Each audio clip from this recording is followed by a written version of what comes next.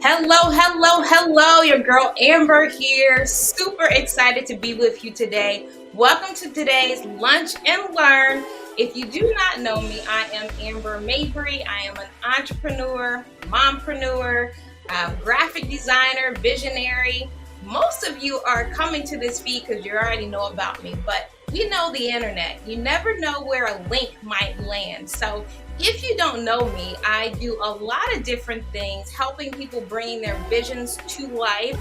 That doesn't just include their actual goals of creating the thing, but sometimes taking time to learn a little bit more about what are the milestones, what are the steps to help them get there. That looks like sometimes coaching, consulting, vision mapping, all the rest. If you want to learn a little bit more about me, here's my contact info. We'll also share these things at the end for me and my guests, because you know what? Sharing is caring, right?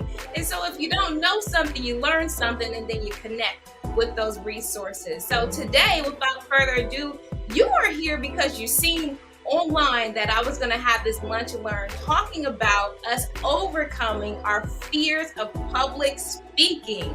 Most people have some level of a love or hate with the concept or even the thought or sometimes just the word public speaking. And so I wanted to bring some insight, some fun, some pizzazz, and some support to help those of us, and myself included, right? I haven't arrived, to better our public speaking skills. Okay, so today I have a wonderful gentleman that I had the privilege of meeting not too long ago through an online experience with StreamYard, which is a wonderful resource I use as a business owner.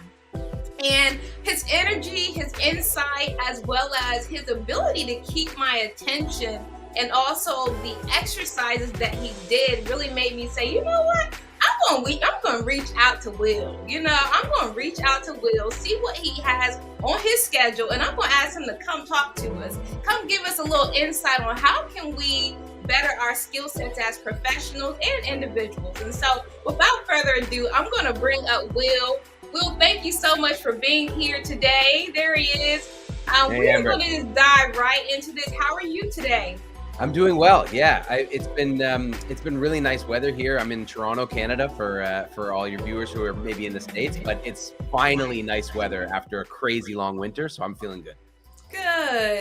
Good. Well, we're happy to have you here, and I'm in Ohio. So that's what I love about social media, technology. Like, we are not limited at all now to meet people, to grow, and to learn. And so I definitely am a person that values time. So thank you again for your time today. We're going to get right into our conversation today about overcoming our fears. But before we do, I want to just give a moment for you to share with our audience a little bit about you, who you are, a little bit about your background, then we'll dive right in.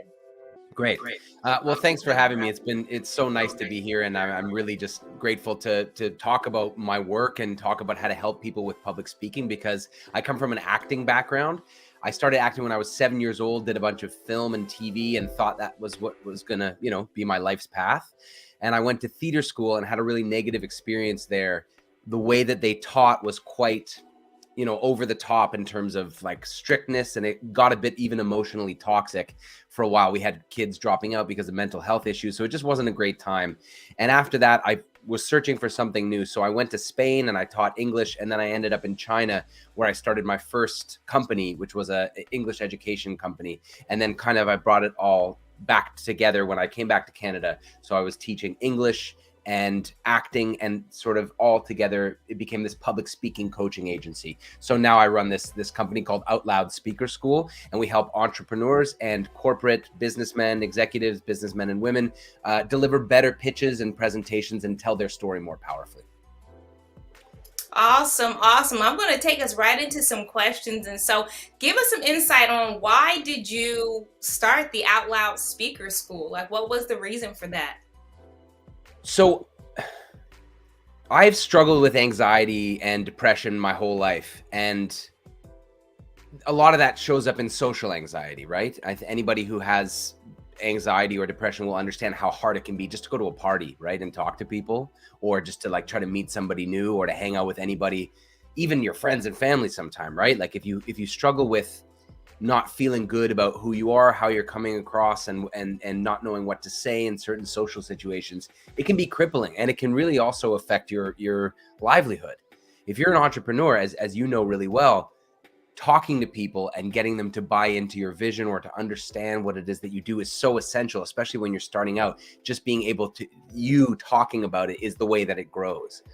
And so when I was kind of at my worst, I was realizing that I wasn't making the kind of life for myself that I wanted. And as I slowly got more confident and clear about what I wanted to do, and I drew on my acting training and my years of experience, I realized that public speaking for me was the key.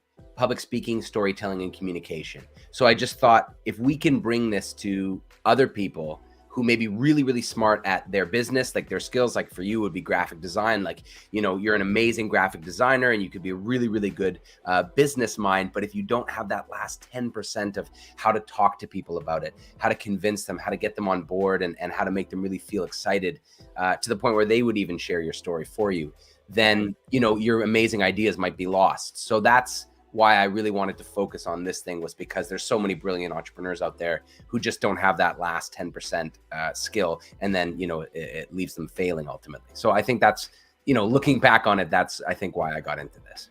Wow. And you've been doing it for how long? 5 years. It'll be 5 years this summer. Is there a specific demographic or person that comes to there? I know you talked about theater, but would you say ordinary entrepreneurs like myself that just like, hey, I need to better my skill set in these certain things, would find you?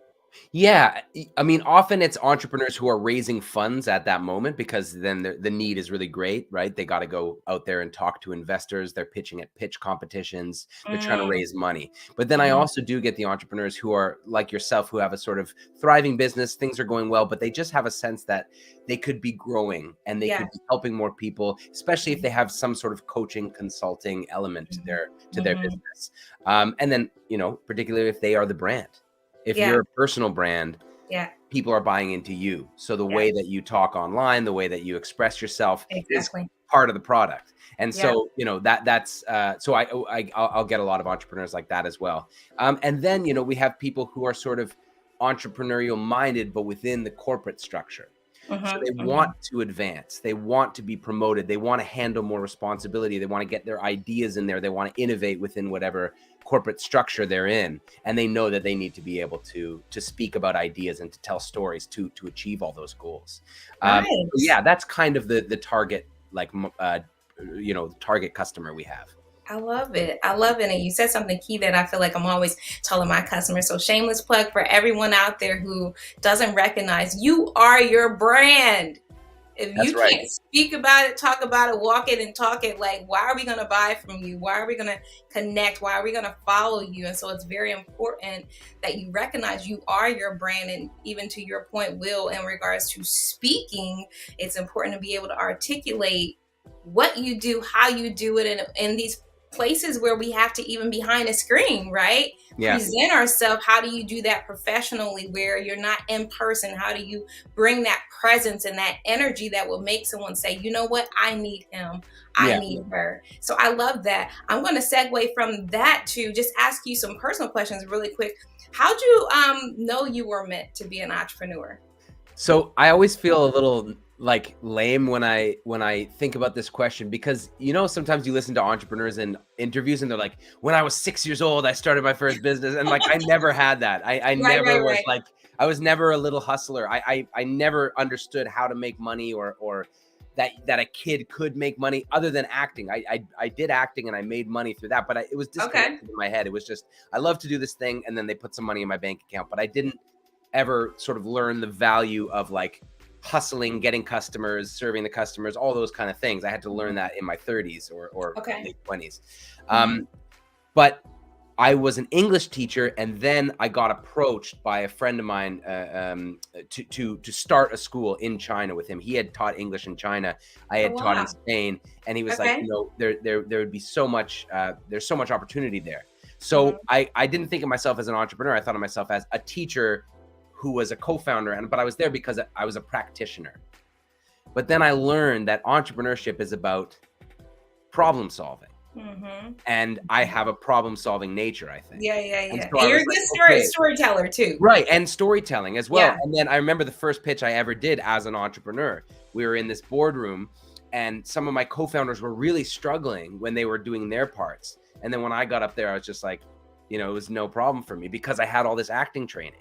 And so I think that was a key moment for me where I was like, oh, I can do this pitch part really, really well. And that Nice. was years before I thought about teaching other people to do it. But I had that ease and that sense of like, what do they need to hear? What does my Mhm. energy need to be like? Yeah, yeah, yeah. I don't need to be nervous. This is just a conversation, but it's a conversation that, has some key talking points. Yep.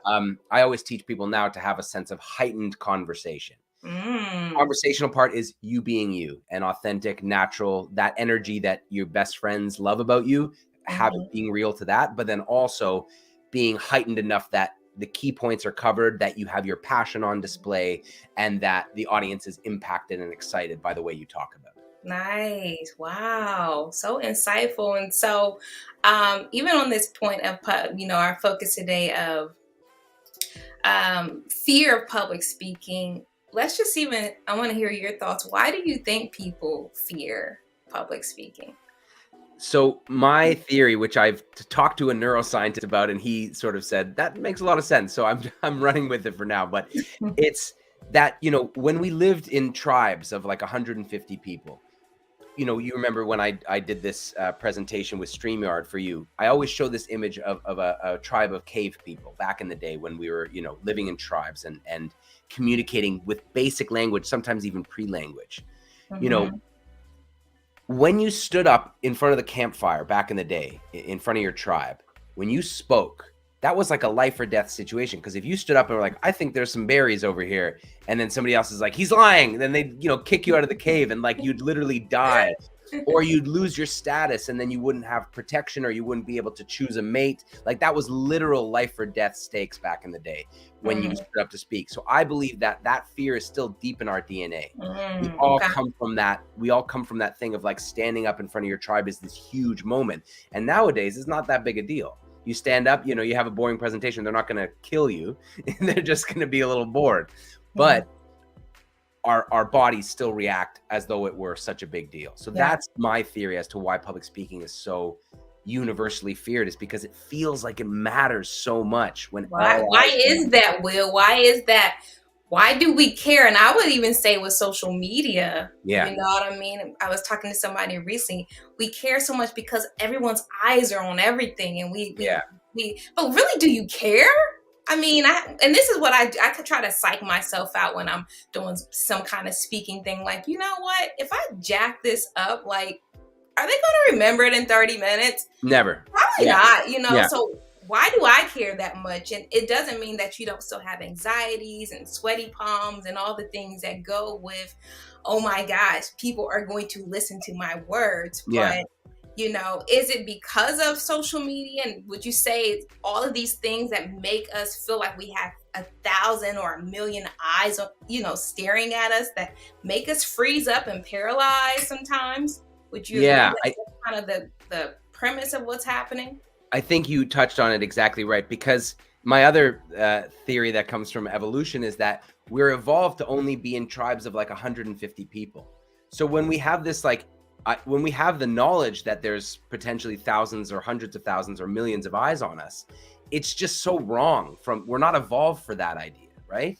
Like, Mm, when would you ever have done that in human history? So there's this overwhelming sense of I'm not built for this. mhm. So what becomes so important in those moments is your intentional self-talk. Ah, yeah. And you touched upon it perfectly. Reminding yourself, if I mess this up, nobody's going to remember in 30 Yeah, minutes. yeah. You Who know, cares? if I do the worst thing I've ever done, like literally I could pee my pants on stage and probably people will talk about it for a week and then they'll move on to, Yeah, yeah, Will Smith slapping Chris Rock or yeah. whatever else. Right, I just thought of It's that. always the news cycle, and it's, Yeah, it's always something no, else. no matter how bad it gets, people will move on to the next thing. And the most important thing is, if you can convince yourself that it doesn't matter, even if it's the most important talk you've ever given in your life, the more work you can do to convince yourself that it doesn't matter, the better you'll be. It doesn't matter. So I was on the money, Yeah, psych yourself out and say, you know take what, yourself out. it's not a big deal. You know what, I'm gonna go get lunch after this, and Yeah. just taking yourself out of that moment, because whatever we focus on magnifies. I really believe that. And so if I focus on, oh my gosh, it just gets bigger and bigger and bigger. And really, it's not that big a deal, even though it feels like it. So next question, what's the best quick tips? Because I know we have people who are watching now or who will watch the replay and they're like, I do kind of have these fears. If you had to run down in your educational experience as well as your personal experience and even what you teach at your speaker school, what would be the key short list of quick tips? So number one is belly breathing. What you always have at your disposal, no matter what else is going on, is the ability to breathe into your stomach. When we breathe into our chest, which is a lot of people's instincts, you kind of, crunch up your shoulders and you create a lot of tension in your neck, and it doesn't allow for the good flow of air. And then the other thing is, by tensing up your shoulders, you're also sending messages to your brain of we're under attack. But if you relax all that and breathe into your belly, in through your nose and out through your mouth, that is basically telling your body, I'm safe. There's no danger. I'm okay. But it's really hard to be scared when your abdomen is loose, because you wouldn't do that if there was a real threat. So again, I always think about this in terms of evolutionary psychology, but we tense up when there's a threat, and we're relaxed when we've got food and there's sunshine and we're with our safe people. So belly breathing, just practicing even 3 deep belly breaths in through your nose. It does make a difference. It's a huge difference. It makes a huge difference. And you always have that, even if you're mid speech. I can be talking to you right now and just go, so the thing is, and you barely notice, I'm just thinking about something, right? And you can always do that when you find yourself getting really nervous, again, even in mid talk. Okay. The other thing is the messages you're sending to yourself right before you get up there. So I have a list of statements that I give my clients to tell people, or better yet, they're questions, open-ended questions that have a heavily implied answer. So the idea is, if this goes as bad as it possibly could, will people remember it for a long time? No. No. If I make a mistake, how likely is the audience to even notice? Not very likely. Do I believe that people in the audience right now are actively wanting me to fail, or do I think they want me to do a good job? Probably the latter, right? So a series of questions that what I call is best friend advice. We know how to do this to our best friends, but we can't do it to ourselves. So Amber, you come to me and you're like, I'm so nervous about my thing. I know how to tell you how to calm down. Nobody's going to notice if you mess up. You're so good at what you do. You've done the work. You've spent years doing this. Nobody else in the world has your particular confluence of life and education and experience and hard work and knowledge and personality and creativity. We know how to tell that stuff to our best friends, but we don't remember to talk to ourselves like that. So the belly breathing, the self-talk. And then the other thing is, do a warm-up to get your voice ready. So just 3 quick warm-up techniques if let's do it. Let's do the exercises. So, go. After the breathing. So the next one you want to do is get your voice to be resonant. Resonant is like the difference between a trumpet that's like and a trumpet that's like you want the resonance to make it sound really good. So you breathe into the belly like we did before, and then you go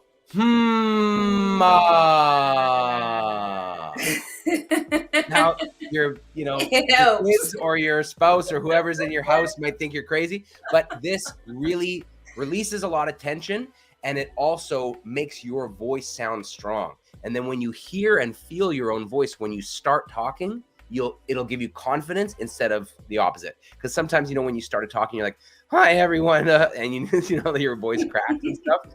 It knocks you down a peg in confidence. So if you can start with a nice rich voice, it's all the better. So those syllables, I'm just curious. Is there a certain reason why that? Yes, good question. The activates the facial mask resonator. So when we're going, if you touch your face, you can feel the vibrations there. And when you go, it kind of shifts to your upper chest. So your chest resonator.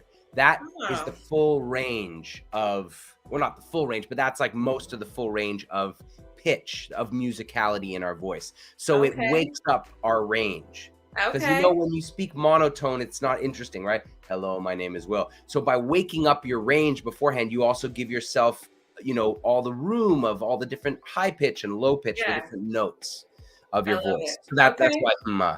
And then the final thing is tongue twisters. By doing tongue twisters, you're sharpening up and strengthening your mouth muscles. And again, you're less likely to mumble, stumble, and that starts you off on a good note. So if anybody's ever seen Anchorman, it's one of my favorite comedies. He starts by saying, unique New York. That's a great one. Do you want to try it, Amber? Show everyone how to do it? How bad I am at this. I should have practiced. No, it's okay. That's what this is for. Unique New York. Beautiful. Unique New York. Unique New York. Beautiful. Well done. Now, the fact that it was difficult to do that is an indication of how necessary it is, right? Like when you first do, any kind of training, any kind of exercise, the struggle is the practice. You struggling to go unique New York, that's you getting better at it. And that's what we want to do. It's that mind muscle connection of what sounds am I trying to make and how can I be more clear and intentional about them. So that little bit of work you did just now is all part of getting better at this kind of thing. So you can think of it as a warm-up, but you can also think of it as exercise. If I say unique New York 5 times intentionally every day, I'm becoming a better speaker. I'm going to the gym for my speaking skills. So I would say belly breathing, the thing, the tongue twisters as like actionable things, and then the self-talk. Just give yourself the true positive messages of everybody's rooting for you. You're going to do great. Even if you don't, it doesn't matter. Nobody's going to notice. Even if they do notice, they'll forget about it soon. All that kind of stuff. You just give yourself those messages. And that's how I do it when I'm super nervous. I still get nervous, every time. I was nervous for this, Really? Yeah. Stop it. Yeah. It doesn't go away. That's the other thing I want to say is, it gets easier to manage, but if you have stage fright and if you have anxiety, it'll never fully leave. And that's okay, because that shows that you care, and it gives you energy too. Like anxiety can also be energy. Yeah, that's so true. And I was just telling my husband this the other day. We were talking about some new things we're both doing, and we were talking about anxieties, and I said the exact same thing. And I think I learned this when I was in college at CCAD, Columbus College of Art and Design. I want to say one of my professors said, and shout out to my CCAD homie, I see you, Tyson. And they said, you get nervous because you actually care. And I was like, you know what? That takes some weight off, right? Because if you didn't care, you wouldn't have any emotions around it to make you all, tense and nervous. Yeah. I love the thoughts that you threw out. Somebody else threw a question out, and Tyson actually threw. What's the question again for the list you're laying out? The question, go back to that. Sorry. I was going to say just that. Tyson, do you mean the list of like messages to send yourself? Or the list of exercises? Yeah, Tyson, if you can respond to that, we'll try to find your answer. There was another question that came out from Jimmy. Hey, Jimmy, thanks for joining live, bro. It says, how real is it between the introverted, extroverted? I think this was back when we were talking about fears. So I guess let's throw that out before we wrap up too. Is there a difference, would you say, between introverted and extroverted people when it comes to fears? And Jimmy, you can also note if I'm not answering this correctly, but any thoughts on that?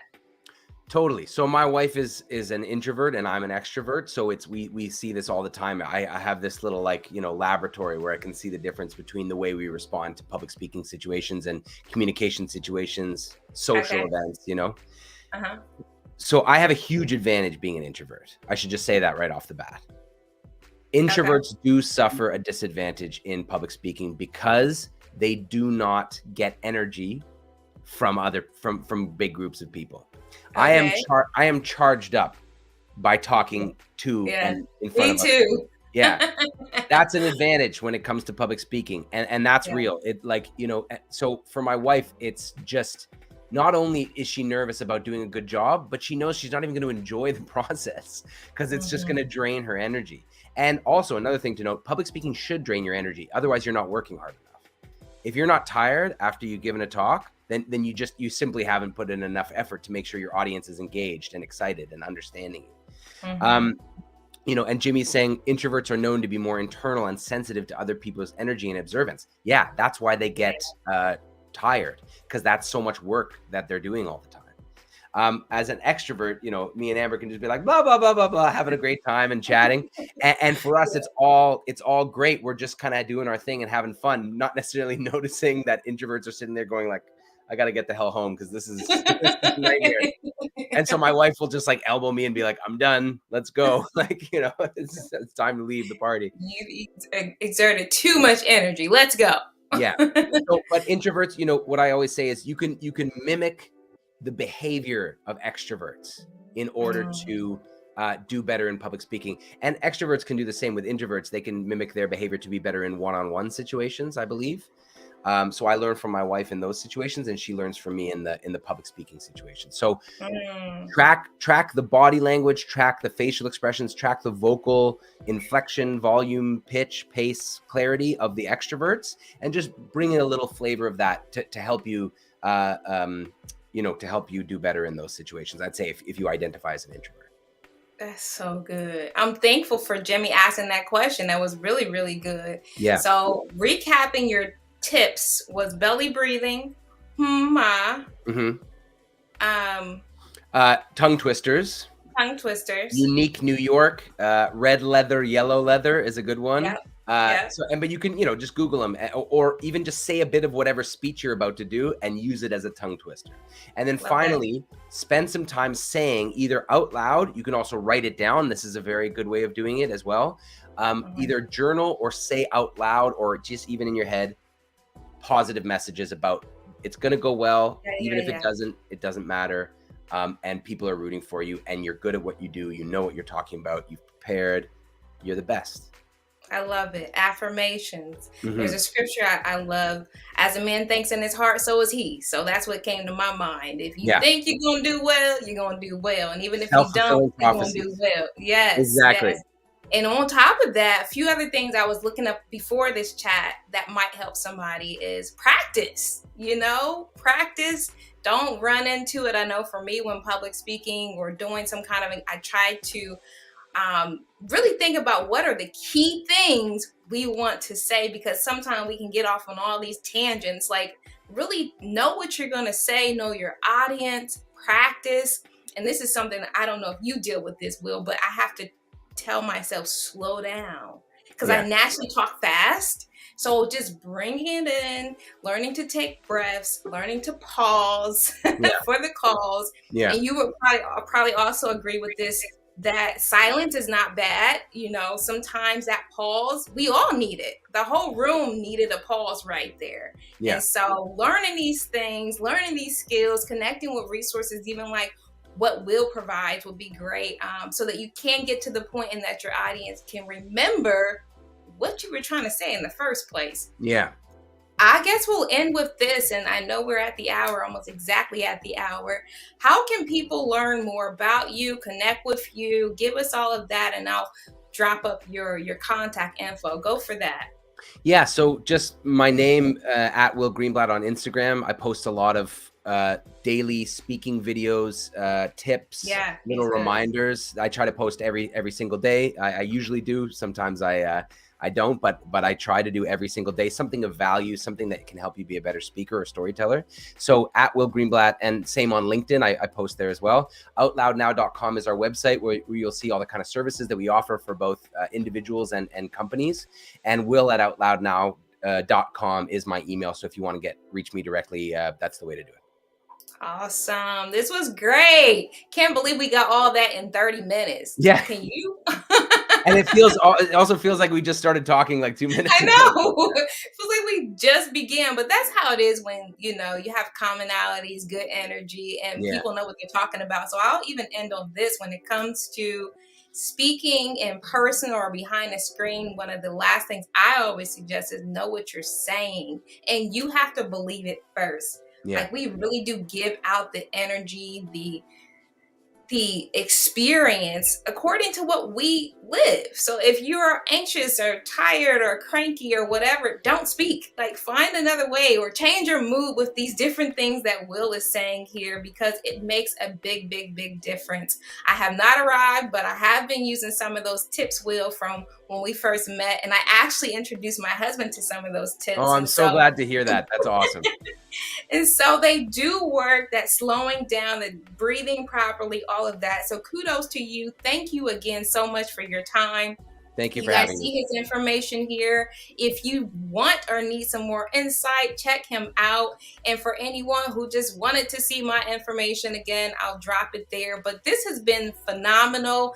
Thanks to everybody who's joining this Lunch Yes. and Learn. Until next time, you guys have a great rest of the day. And let me just make sure I'm seeing some comments. That's my daddy. Hey, Dad. Thanks for jumping in. Miss Bonita.